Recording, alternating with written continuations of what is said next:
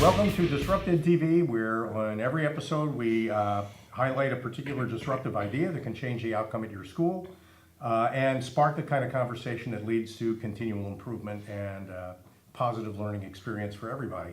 And our guest today is Marc Natanagara, who is Assistant Superintendent at Toms River Regional Schools.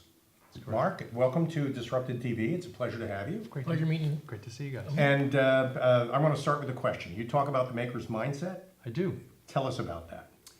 So the maker's mindset is, it is a mindset. So this isn't a series of strategies or a formula that we can use to transform the classroom or schools. And if I could tell a little story. Sure. Please do. It really comes from my childhood where I was, and I hope you don't stereotype me for admitting this, but a Star Trek fan and a Star Wars fan and a Beatles fan. Not that there's anything wrong Not with that there's anything wrong with that. Please. But I frequently, my parents, my cousins would take me to these conventions, and I really came to understand organically over time that there are people who become so fascinated in a topic that they're willing to spend hours and hours on it for no particular gain or reason or financial return. You've got people at some of these cosplay events who are spending hours and hours making costumes or researching the history of things and building and constructing.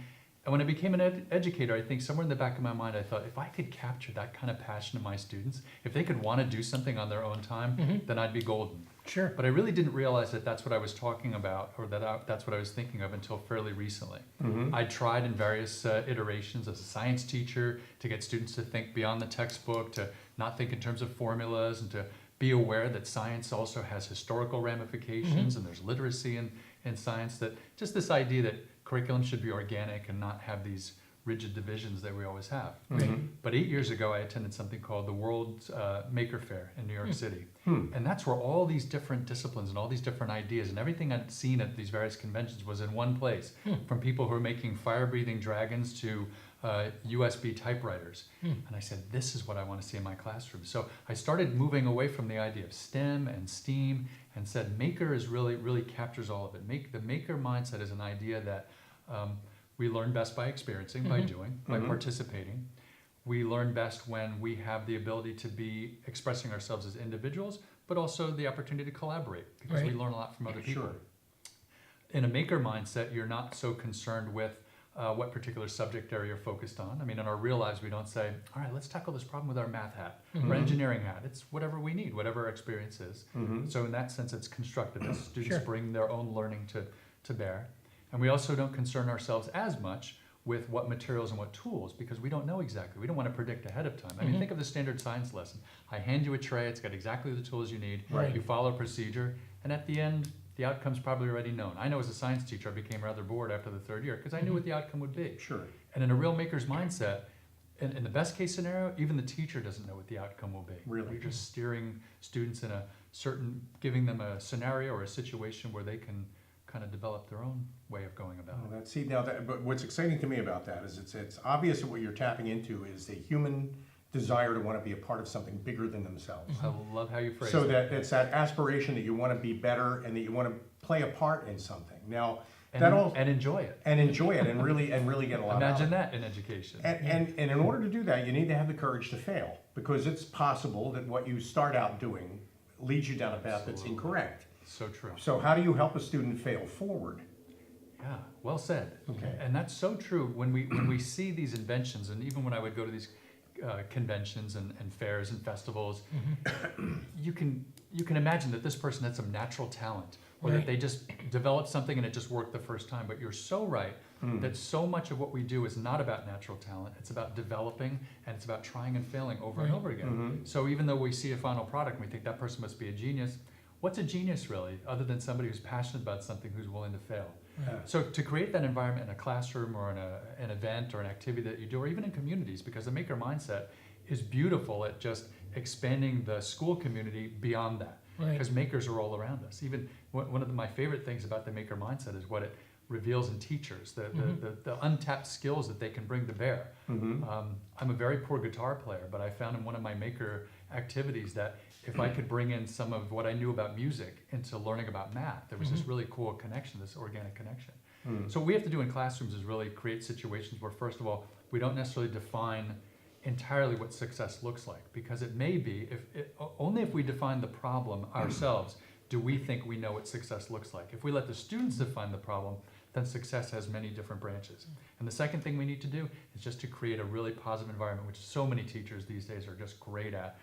Look, if you got nothing else, if you're not a master of content, you can learn content. If you're not a master of pedagogy, we can kind of teach you that. But if you have that kind of attitude where students feel welcome in your classroom, they feel loved in your classroom, and they feel like when I fail, people aren't going to make fun of me, and that's my goal in class, once you got that down, you're going to have brilliant learning going on. Well, it's a great platform for innovation.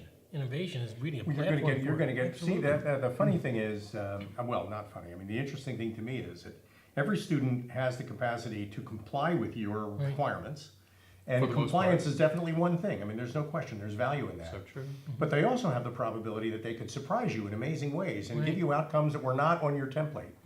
And learning that it's okay to be exceptional, and learning that it's okay to fail along the way and try again. To be different. That's all part of the learning process in the maker mindset. I want to keep at it. I don't want to give up. And I think that there's so many life skills that are improved by that experience. Yeah, you're right about that. We were having a conversation the other day in a staff meeting, just about when you reach a certain age, and I won't say, take a guess at how old any of us are, but when you reach a certain age, you have this this belief that you understand what success looks like, or that you understand, what outcomes should be. And it's so important to open our minds, because I think when teachers are most excited about their jobs, it's when that light bulb goes off Sure. and a student says something that we don't predict that they're going to say. Right. So I'm always concerned that, when we set outcomes, what's the basis for that outcomes? Do we really have data to support that as a reasonable outcome? Are we looking at what the community is demanding? Are we looking at what the globe is demanding? And keep in mind also that those are constantly moving targets. Right. So what I'm planning for a student to be prepared for in the world today may not be what they're going to Right, encounter. exactly. So, there's always that when we set goals and we develop standards, is what are we basing that on? Is it a moving target? Is it a realistic target? Is it a target that considers multiple pathways? Not every student is going to go right into college. Not every student is going to go into graduate Right. school. Some students are going to go straight into careers. Some are going to explore the world. Some are going to go right into business. Some are going to become entrepreneurs. Are we teaching them in a way that they have the capacity to do any one of those To do any possibilities? one of those jobs, whatever that might be. And that's so important. Absolutely. Great. It's time for our first break, but Mark, we'll be right back and continue our Definitely. conversation. And Terrific. we hope you'll come back on DisruptEDtv. Thanks, Absolutely. Mark.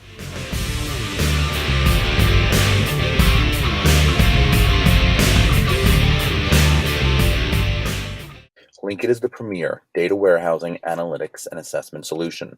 Districts simply send us all of their data, state, local, and third party, provide teachers and administrators with rich access to multiple measures to drive instruction and leadership decisions.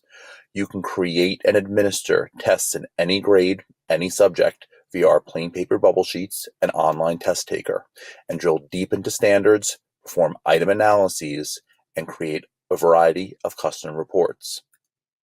We encourage you to reach out today to learn how you can pilot Linkit for free January through June.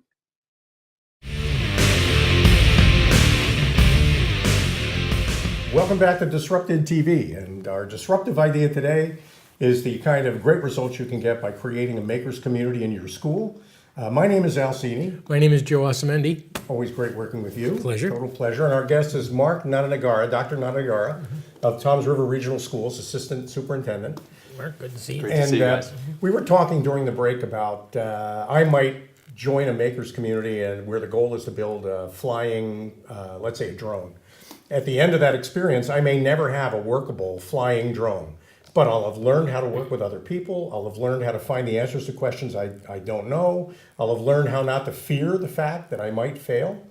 And I'll learn how to learn from the mistakes that I make. So these are great life skills, even if you never make the thing that you originally intended to make. Isn't that right?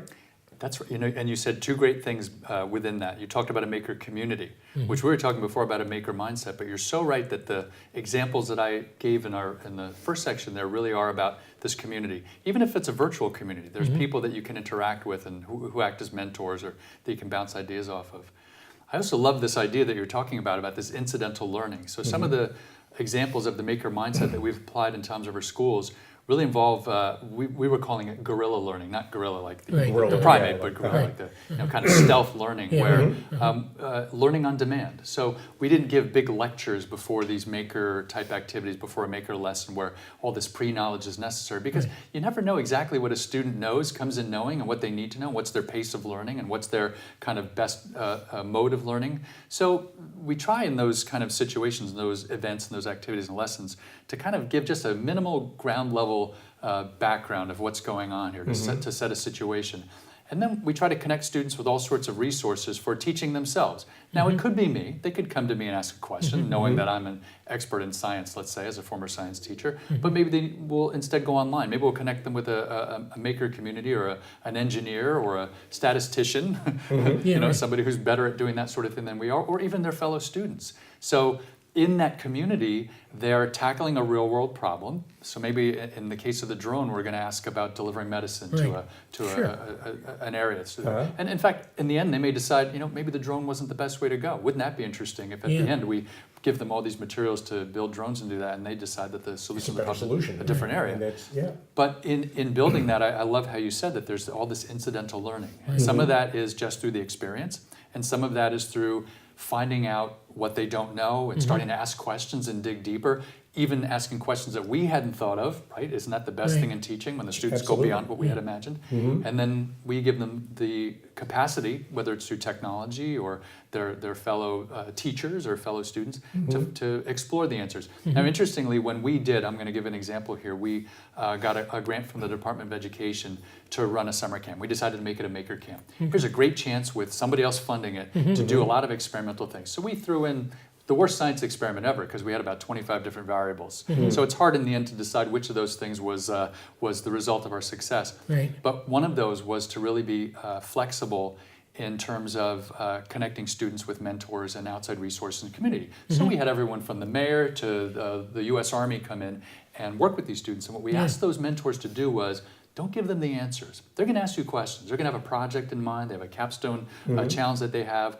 But rather than saying to them, why don't you try this? Ask them questions. Well, that is a question, I suppose. But ask them questions about it. Why do you want to do that? What kind of materials are you going to use? What in your background makes you think that's going to work? Have you explored something else like that? That's such a great idea, because what you're really doing is getting them to articulate their thought processes while they're happening, which leads to better thought processes. Right.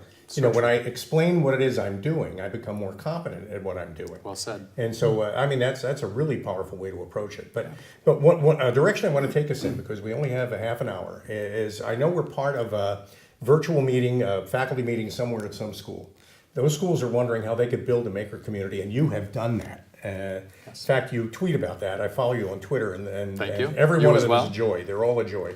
Maybe you can talk about how you did it at Toms River with an eye toward helping other schools do something like that. Sure. So I think there are three examples in thinking about this that have helped us build this community and start instilling this mindset. And by the way, let me just point out that we are by no means masters of anything. We're just like everybody else. This is largely, and you won't hear too many educators admit this, education is to some degree largely experimental. Sure. We have data, we know a lot more than we did in the last 20, 30 years about how students learn and different pedagogical means, and we have access to many tools that we didn't have before.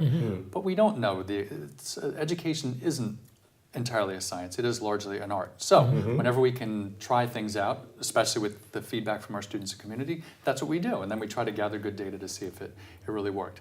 So there are three aspects that we have used. One is events, the second is professional development, and the third is changing curriculum and lessons. Okay.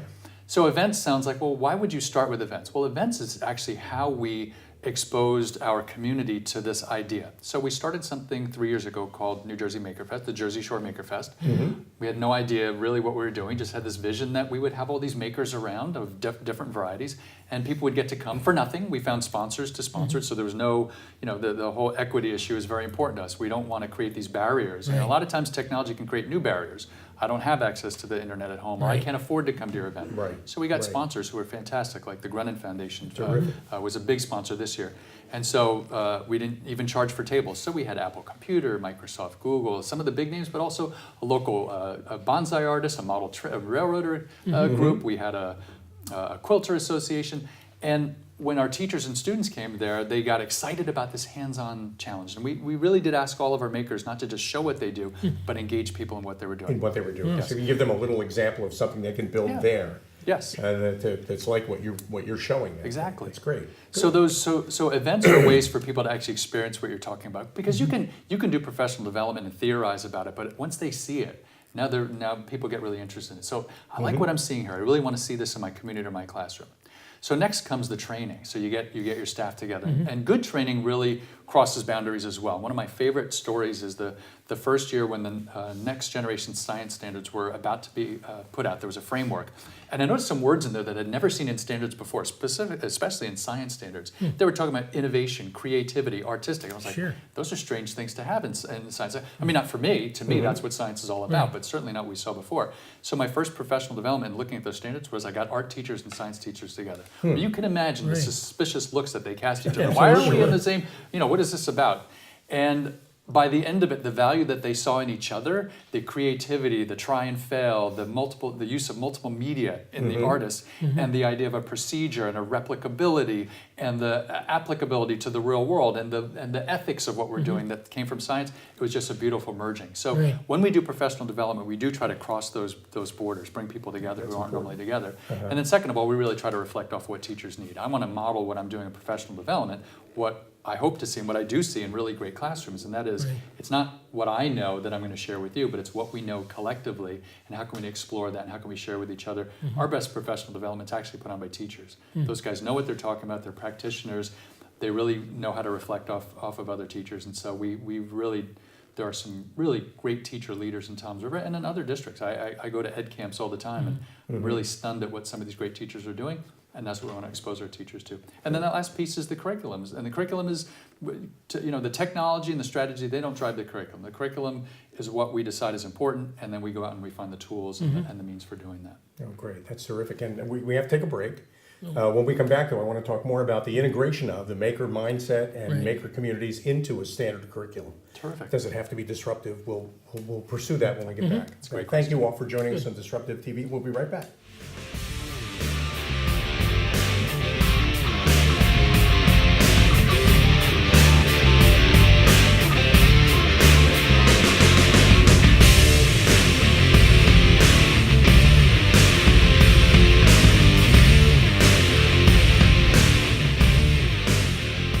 Welcome back to DisruptEDtv, where in every episode we try to highlight an idea that can make a difference at your school, spark the kind of conversation that changes things.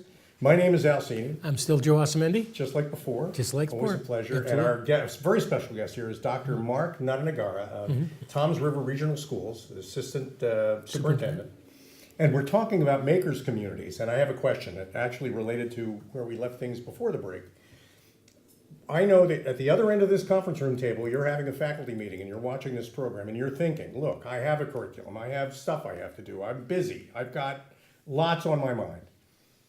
How do we take something like this makers community idea and integrate it into a curriculum in a school in a way that works? It's a great question, and it's a question I've heard before. I've done a few workshops on the maker mindset, and typically teachers will say exactly what you said. I don't have time to do this. Or, and we didn't really talk about this, my leaders, the people that oversee me, are not really open to doing this sort of thing. We can't afford it, that would require rewriting the curriculum, that requires professional development, or I just don't get it. I don't see the value in it. My answer to that is not one single answer, and I want to be honest, that Toms River Regional is not a rich district, far from that. It is the largest suburban district in New Jersey, so with 19 school facilities, we really haven't been able to afford one idea to be able to roll it out across the district. It's been a long time since we've been able to do that.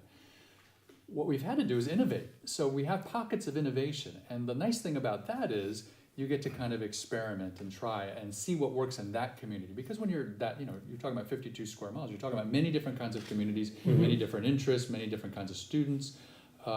So when you have these pockets of innovation, if it works, great. Let's see if we can duplicate that in another building or modify it in another building.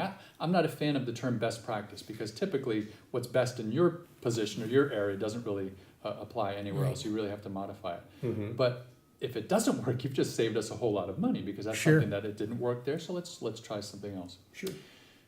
So first of all, I want folks who are watching this to understand that there's no one particular strategy or no one special situation where this is going to take hold. It can work in every different kind of situation with every different kind of budget, every different kind of community, every different kind of leadership. I found that this works best in two kinds of situations. One, when you have a leader like my superintendent, Dave Healy of Toms River, is somebody who is a maker himself and really understood this from the get-go. So there was no battling to explain this sort of thing. When he said, let's bring this to our Board of Education, we actually did some maker exercise with the Board of Ed. Here's what we're talking about. And they're so captivated with this idea of doing problems and meeting these challenges through putting together materials. They got it right away, and they've been supporting us ever since. The other way that we were able to instill these things is through these events that we were talking about before. We developed a lot of great partnerships, sponsorships, grants. We've been very successful at those things. Prior to doing this, we had no idea how to do any of those things. I mean, we had some partners, but really not this kind of where people are at your left elbow is saying, how can we support you? How can we do this sort of thing? So every community has those kind of resources. I'm not a great grant writer, but in the past 2 years, I've written or co-written over $1.2 million in grants. And this is really through, having people assist me in that and advise me on that and bring me things. And in some cases, we've had some really great grants recently where people wrote it themselves and all I did was proofread it. Wow. So anybody can do that. Anybody can have that sort of thing just by tapping those resources. So sometimes it begins with you doing that and convincing your leaders, look, here's what I'm doing. Here's what's looking good in my classroom. And in the other case, you're lucky like me and you have leaders who are already doing this thing. They just want to hear from you that you're willing to run with it. As an assistant superintendent, the best thing I can hear is somebody coming to me saying, look, I've got this great idea and I've got a team of people or I've got students who are really excited to do it. Let's try it. A robotics team, I don't know what that's going to cost, but you're excited about it. You've got students who are interested in doing it. Let's go with it. Go find out. And that's how we ended up with the robotics teams. It really began that way with the students and the teachers saying, what do you think about this? Kind of coming to us, I don't know if we can find the funding. We found the funding. You got to look for opportunity. It happens. Actually, you set the goal. Let's say that maybe the first step is to say that on February 12th, we're going to have a Maker's Fair because it's appropriate for our calendar and it fits. Yes. So we set that date. And now what we have to do is we tell everybody about that date and we find local companies that are willing to come in and help us stage those events. Yes. And what better way to teach your community about you and what you're trying to accomplish? I mean, it's a great way to just create awareness for your school in the community at large. Absolutely. And you're making those connections that in many cases are lifelong connections. We've had hundreds of different makers at the Jersey Shore Maker Fest, and we're probably in touch with 99% of them still. In various capacities. Some have helped us get grants, some are just there for resources, some connect us with other schools, we connect them with other schools. There's, people very frequently say that schools should be run like businesses or schools should be run like this, that, or the other thing. Well, there's no one particular model for schools. We should be benefiting from all those models. Yeah, absolutely. There are things in business that we could learn from. There's things in the arts that we could learn from. There's things in community organizations, nonprofits that we could learn from. Well, it's funny, we're actually from the business community. We're not necessarily in education, although we love talking about education. We frequently say that businesses ought to run more like schools. Well-functioning schools are learning communities. A business should be a learning community. That's how everything gets better. We get better by fixing things and by improving things and by understanding things. And our modern companies really are organized the way you say. For example, we're looking at these Genius Hours, which of course is how Google developed Google Drive and Google, the virtual reality goggles that Google made. Those were all made with in a learning setting where almost a maker setting, where employees could have this extra time not to work on the particular project they were assigned to, but a passion project. And how great would that be in our schools to have that? I know of schools that are doing it. We see them at various conventions. So I want to keep in mind that I'm still learning. Whenever I go to these conferences, I come out of it with all these great ideas. Every time I think we're these masters of anything, I learn that we have so much more to learn. But that's what education's about. That's what education's about. Now, if we create for our school this Maker's Fair, where which is a great start. Let's start with an way event. to start with that. Then we start going to. It doesn't have to be necessarily makers of high-tech equipment. They could be makers of cement products. They could be makers of tool and die companies. They could be companies that make anything could fit into this. In fact, we shouldn't even necessarily think of making something physically. Sometimes the make is just this an idea, a concept. Exactly. Sure. Concept, That's an idea. so important. It could be coding. It could be it could even be a policy. I mean, we've had governmental people come in for some of our maker events, and they talk about how policies developed or how to create communities, and those are more concepts than they're physical things. So a maker really doesn't encapsulate so many different The concepts. intangibles as well as the tangibles. That's right. And we're coming up on the magic part of our program where you get to talk for a minute about yourself and why people should contact you on this subject and how you can help them. But what I've really enjoyed about our conversation with you today, Mark, is that there are no barriers to moving forward with this. No matter how poor or wealthy or small or large a school is, they can do this. It's very possible. So if you can maybe take a minute to talk about why and how they could reach you, maybe to get your advice and help, that'd be great. Right in the camera? Straight in your camera. Sure. This one here? That Or one this right one there. here? So you should not contact me because I am purporting to be any kind of expert at making. But I do have access to a lot of resources, and I've been collecting those resources on a webpage. We will put up the address. It's a Google site called Make Learning Authentic. And every time somebody gives me another resource, I put it on there. I also am on Twitter as Marc Nata, M-A-R-C-N-A-T-A. And again, my tweet is really about sharing other people's stuff. Whenever I find something great that's meaningful to me, I put it out there. And again, please contact me because I want to learn. So those conversations that we have about making and about education, about pedagogy, about funding, about partnerships, I'm ready to learn. I'm so excited about it. This is my 31st year in education, but I feel it's a good thing to feel like I'm just getting started. And I enjoy conversations like this as well. It's been very, mind-opening. And We couldn't thank you enough for appearing on the I can't program thank with us you today. enough. You were absolutely You've given me a lot to think perfect about and- guest. That's Well, one of the things that I think all our listeners will learn is that opportunity can knock, and all you have to do is look for opportunity and take advantage of it, And this no matter is- what you're doing. it's knocking And- all the time. We're knocking, so Yes. hopefully you'll follow up on some of these ideas and make the magic at your school. Thank you for joining us today on DisruptEDtv. My name is Alcini. I'm Joe Osamendi. We're with Marc Natanagara, terrific guy, and we Mark, hope we'll see thanks you once again. again. on a Thanks so much. It's future great talking to you episode. guys. Thanks very much.